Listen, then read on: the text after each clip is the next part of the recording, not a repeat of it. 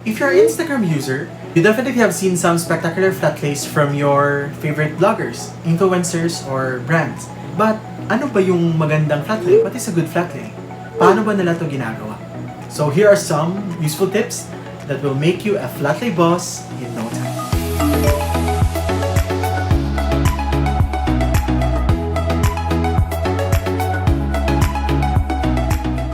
Hello TCHs! Today, we will be talking about a very interesting topic, which is flatlay photography. Disclaimer, I am not an expert in flatlay photography, nor an Instagram influencer. I just happen to love design, and I appreciate beautiful, curated, well-crafted photos. Like you, I'm still learning this craft, and I just want to share some of the important things I've learned from my own personal flatlay journey.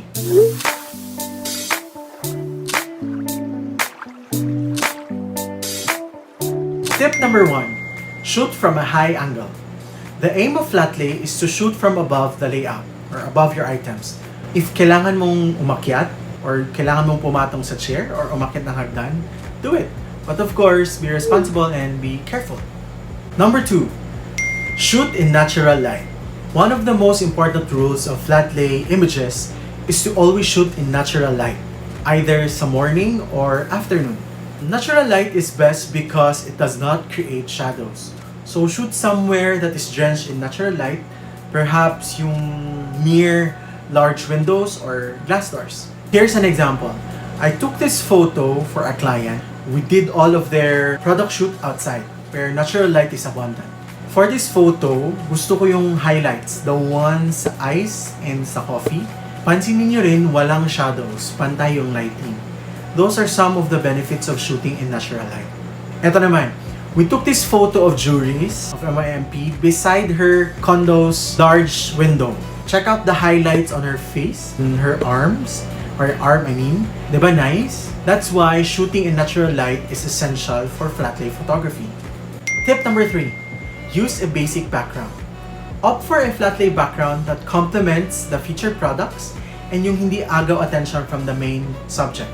When I started doing flatlays, kumukuha muna ako ng inspiration, of course, from the internet. Sine-check ko kung ano yung pwedeng gawing background and arrangement ng things. For example, I saw this pair of Tommy Hilfiger shoes. Maganda yung placement, no? Yung arrangement ng shoes. Then, another photo gave me an idea to use a fur rug as background. So, ginaya ko. White shoes, plus my mom's bedroom rug, and some random magazine, and tcharan!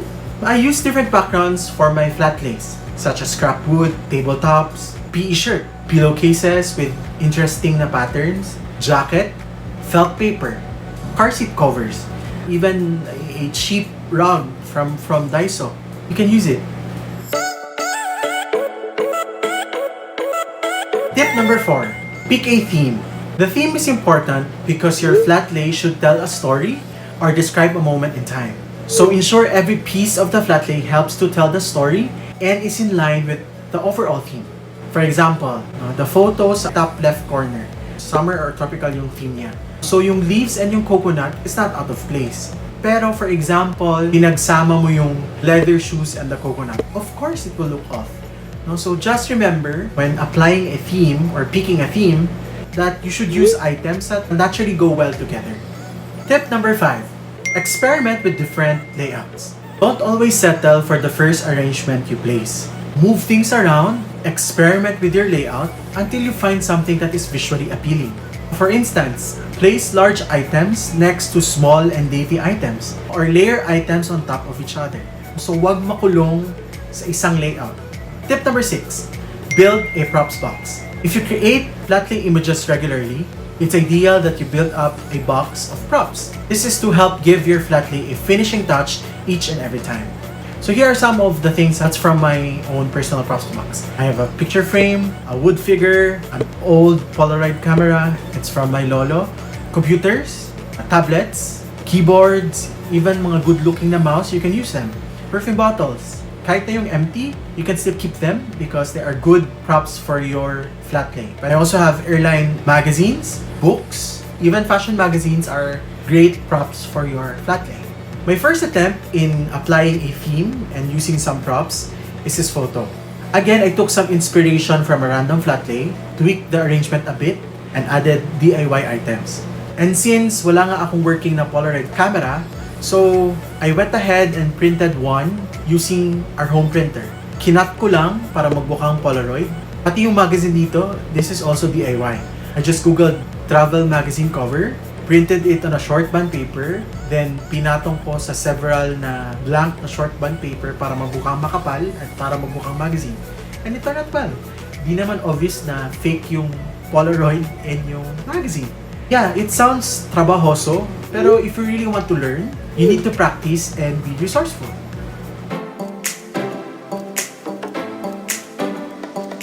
Tip number 7. Use your editing apps. Use one of the many free photo editing apps that are available to enhance the color, add contrast, adjust the lighting, and make the white areas even crispier. Find one that works well with your style and your editing will be done in a couple of taps. The Instagram app, for example, has its own built-in editor. You can also try Snapseed, Airbrush, Visco, Pixlr, etc. So here's an example of how I edit my Flatlay photo. Sa raw photo, you can see na kinulang yung table because medyo malaki yung mga props and the floor and my foot is visible. So I made some adjustment using Adobe Photoshop. Inerase ko yung ugly na floor, enhanced the colors, mas dinarken yung black, mas pinapop yung color. And since gagamitin ko to as an FB header, crinap ko, then extended the left side to make space for the business details. Then as a finishing touch, I added a faux pen, which I got from Google. Ito na yung naging itsura niya sa page. Here's another interesting example. I broke my first Apple Watch. Nabasag yung screen. Pwede pa rin siyang gamitin as props for my Flatlay images. Naganap ako ng screen online, kinap ko, then place it on top of the broken watch, and now, looks pristine and Instagram ready. Tip number 8. Practice, practice, practice. Like with all aspects of photography, it takes practice to find your feet with it.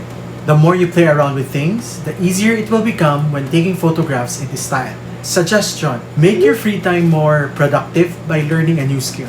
Try nyo mag-Flatlay. Sabi nga nila, practice makes perfect. And finally, tip number 9. Get inspired. Check out some epic Flatlays for inspiration before you venture out into the world of Flatlaying.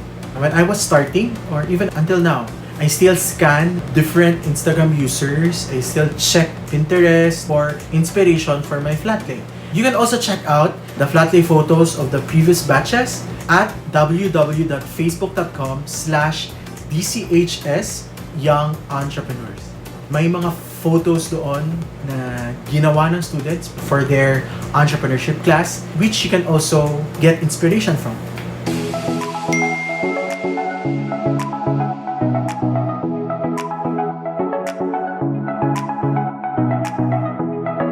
Hopefully you learned something new and useful from today's session. So go ahead and start slaying your Flatlay bosses.